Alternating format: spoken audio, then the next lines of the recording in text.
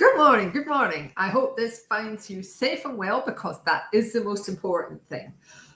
So here we are. It's not having a bit of hail and snow at the moment, but it has for the last 2 days. So winter is back with a vengeance. I hope you stay safe and warm wherever you are. So what have we got for you today? Right. Well, the first thing is, have you ever used the HSE phone number that gives advice on REACH and CLP that was instituted on Brexit? Well, if you have, you may like to know that the topics covered by it are changing. It was originally supposed to be for REACH, CLP, biocides and PIC, and now it's only going to be REACH. Now, the reason why this is happening, we think, is because DEFRA actually run the helpline. As you might have found out if you've ever run it, as I did. I had an urgent inquiry. I thought, instead of waiting for the help desk on email, let's try the phone number. And was told by the poor DEFRA chap on the other end, oh, this is so complicated, you need to email the help desk. So that didn't work out very well. So we think DEFRA are running the phone line, but the HSE are responsible for, they're under Department of Work and Pensions. So we think it may be who's paying for the helpline is at the back of this. But anyway, the information all came out in this week's newsletter from the HSE, and I'm just going to pop a link where you can look at it online and see what the changes are for yourself. So I think most of us, we asked the self-help group this week, and most of us were only using the emails anyway. And we've got a list of all of the various emails in this week's newsletter, just as a reminder, but they're not that difficult to find. So that's the first thing, bit of a change. But the help desk is not going anywhere. It's still there to support us, the various help desks, I should say, because the biocides one's different from the REACH and CLP one, for example. But yeah, it's a bit of a how do we contact them thing. I think the idea behind having the phone was for people who really didn't know anything about regulations could ring it. And that's why those of us who are more on the regulatory affairs side found that it was easier to just contact the help desk. Right, okay, so that's the UK thing. Now, the EU news is very interesting. They've decided that they're going to change list numbers. Now, you might go, well, what on earth is a list number? And the answer is originally, there was a thing called the INEX list, which was the list of all the chemicals on the market in, I think it was 1983. And that takes the format of 3 digits hyphen 3 digits hyphen 1 digit, and those digits are all numeric.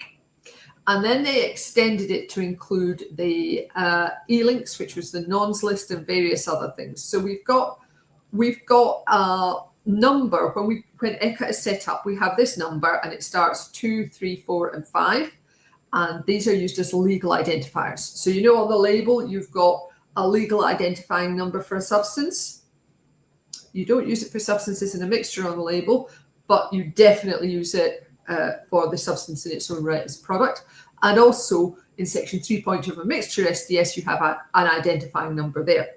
Well, what ECHA decided to do was they said, we need some kind of admin number for REACH and all that kind of stuff, so we'll copy the format.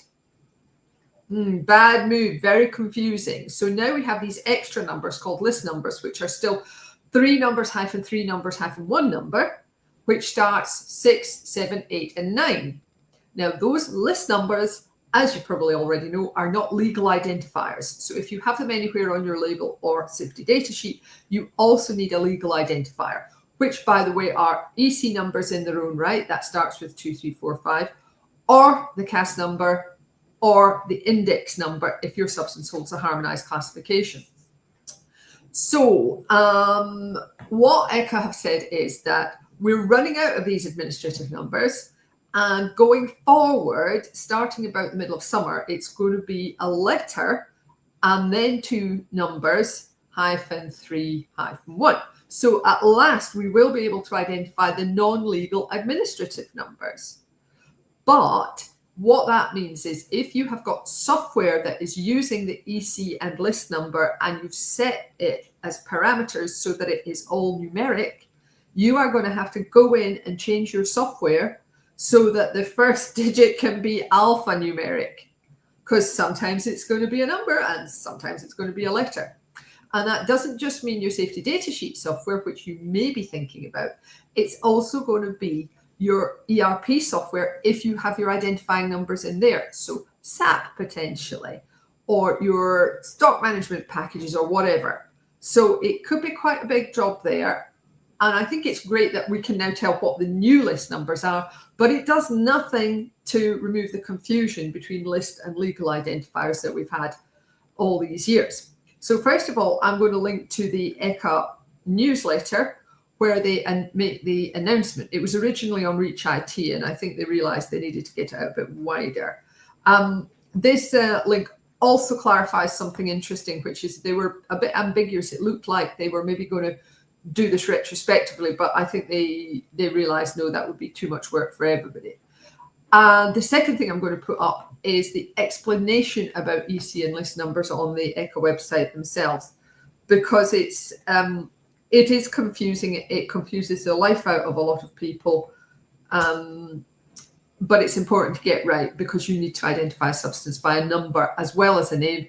And I think the reason for that is because mistakes happen. And if you've got a name and a number, you have more chance of actually working out exactly what's in the product.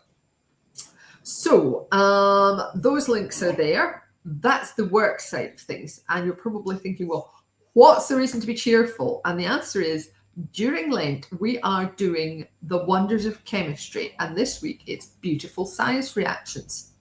So let me just pop this link in here for you. So that's pretty much it for me from today.